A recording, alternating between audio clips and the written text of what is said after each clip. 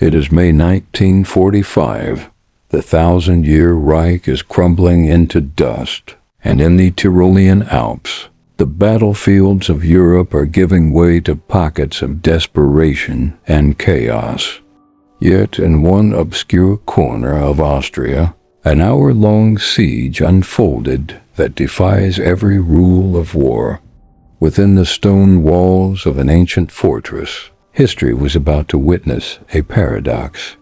Here, the final defenders of a castle under siege were not a single army, but a scattered, desperate unit of American GIs and their most bitter, sworn enemies, soldiers of the German Wehrmacht. This is not a myth. This is the battle for Castle Itter, the only recorded instance in World War II where U.S. and German forces fought together as allies. They were united not by a treaty, but by a shared purpose: to defend high-value prisoners from the onslaught of Hitler's most fanatical, unforgiving troops, the Waffen-SS. This is the true story of how sworn enemies put aside 4 years of bloody conflict for one final, desperate stand. For 2 years, this medieval Austrian castle, Schloss Itter, had served as the ultimate bargaining chip for the Third Reich. It was an annex of the brutal Dachau concentration camp, but with one critical difference. Its residents were among Europe's most famous and politically sensitive hostages. These were the men who represented the very soul of the French Republic. Among the captives were Édouard Daladier and Paul Reynaud, two former prime ministers, lifelong political rivals, now sharing a common cell. There was also General Maurice Gamelin, the man who led France's armies in 1940. The SS kept them isolated, alive and under guard. Why? Because in the crumbling mind of the Nazi high command, these hostages were insurance. They were the one leverage point remaining if Germany needed to negotiate terms. As April turned to May, the mood within the castle walls shifted from grim certainty to terrified panic. The guards, drawn from the infamous S to Tank Battalion, saw the advancing Allied line not as a surrender, but as a sentence.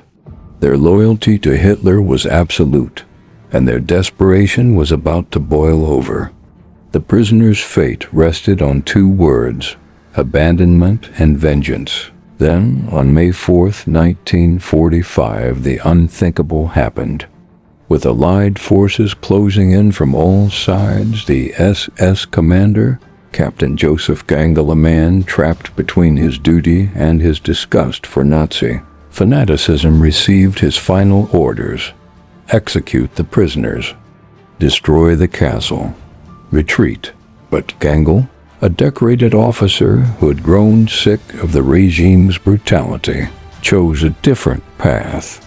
He ordered his men to abandon their posts, leaving the high-value prisoners behind. He knew this act of defiance would brand him a traitor, but he could not participate in the murder of defenseless men. The castle, for a brief, terrifying moment, was undefended, yet still a death trap. Captain Gangel, now a man without a command and a marked man by his own retreating SS, was faced with an impossible choice.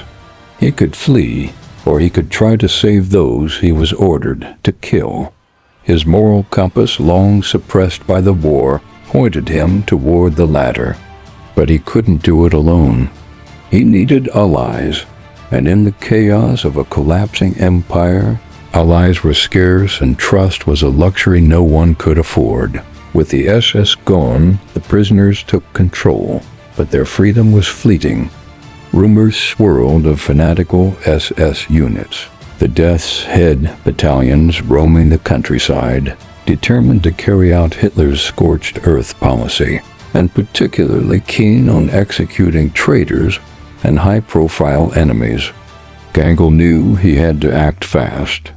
His only hope lay in the very forces he had been fighting against for years, the Americans. He made a desperate gamble, seeking out any Allied unit that might be close enough to help. Miles away, Major John Lee, commander of the 23rd Tank Battalion, 12th Armored Division, was pushing his men through the final, chaotic days of the European War.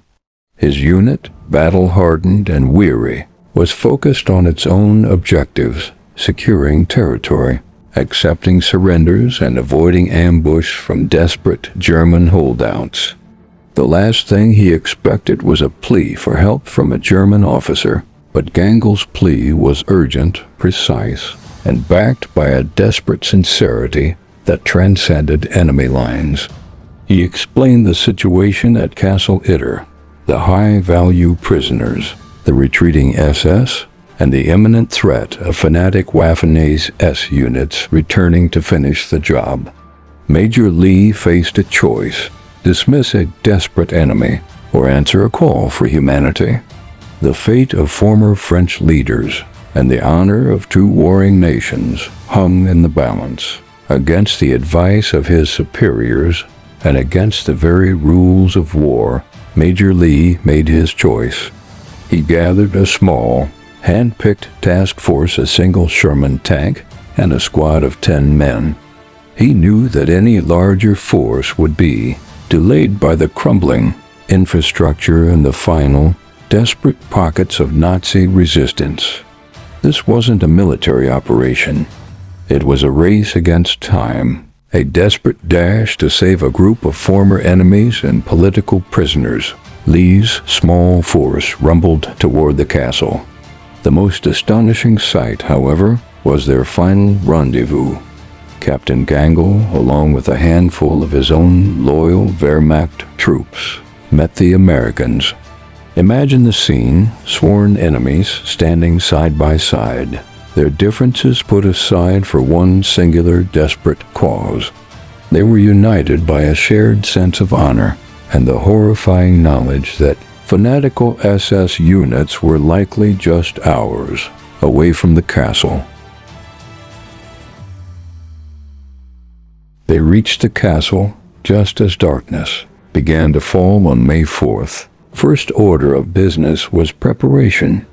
The French prisoners themselves, including tennis legend Jean Bouratre, proved invaluable, helping to clear rubble and organize the defense. The Germans, led by Gangel, provided the crucial understanding of the local terrain and the likely avenues of attack.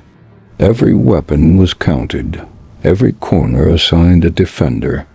A single German officer, an American major, a few GIs, a handful of Wehrmacht troops, and a group of aging French politicians. This was the ragtag garrison preparing for the last stand of World War II. It happened under the cloak of darkness. Around 4 a.m. on May 5th, the attack began, not with a massive assault, but with the terrifying, unyielding determination of 100 or more fanatic Waffen-SS troops from the 17th Panzer Grenadier Division. They were the men who never surrendered, committed to the bitter end of Hitler's ideology. The garrison was outnumbered at least 10 to 1. The initial assault was met with a ferocious, coordinated response. The American and German soldiers, despite their history, fought as a single, flawless unit. Major Lee directed the fire, while Captain Gangel used his knowledge of military tactics to shore up weak points. The clatter of American M1 Garands mixed with the heavy thump of German Kar 98K rifles. For hours, the battle was a terrifying exchange of gunfire, with the SS probing every defensive position, trying to find a weak link in the unlikely alliance. The intensity peaked around dawn. The SS, desperate to breach the defenses before daylight, launched a final, coordinated push against the main gate. The defenders were running low on ammunition and morale. In a crucial moment, Captain Gangel, seeing the line about to break, exposed himself to draw fire and direct the defense, a selfless act of a man who had chosen honor over survival. His bravery helped hold the line, but it cost him his life. He fell the last recorded German casualty of the war fighting with American forces. Just as the defenders reached the point of collapse, salvation arrived. An American relief column, having finally broken through the chaos of the retreating German army, reached the castle. The remaining SS troops, seeing the overwhelming force, scattered into the mountains. The battle for Castle Itter was over. The combined American and German defense had held. The French hostages were safe. The battle for Castle Itter lasted less than 12 hours, but its story is immortal. It is a powerful reminder that even at the height of ideological conflict and human brutality, the bonds of common decency and shared humanity can prevail. Captain Joseph Gangel, who was posthumously honored as a national hero in Austria, paid the ultimate price for his conscience. Major John Lee and his men demonstrated an extraordinary willingness to trust and cooperate with a former enemy to protect the innocent. In the annals of World War II, the battle for Castle Itter stands alone, a testament to courage, sacrifice, and the one time the American and German forces laid down their animosity to fight side by side. It remains the final and most improbable Allied victory of the European war.